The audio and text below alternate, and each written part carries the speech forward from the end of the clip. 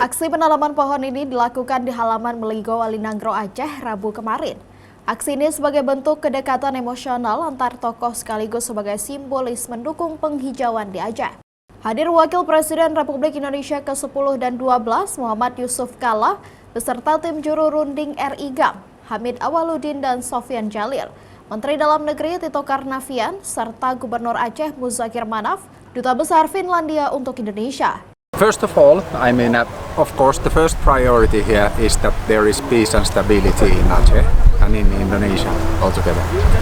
To Finland, Aceh is very important because of the role we could play to facilitate peace here, and citizens in Finland follow very closely this.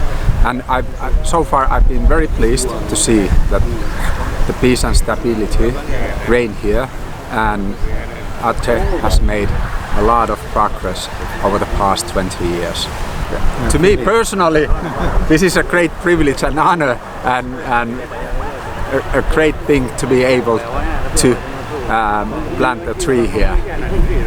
Kegiatan simbolik ini bertujuan untuk menjadi gerakan bersama dalam melestarikan alam Aceh.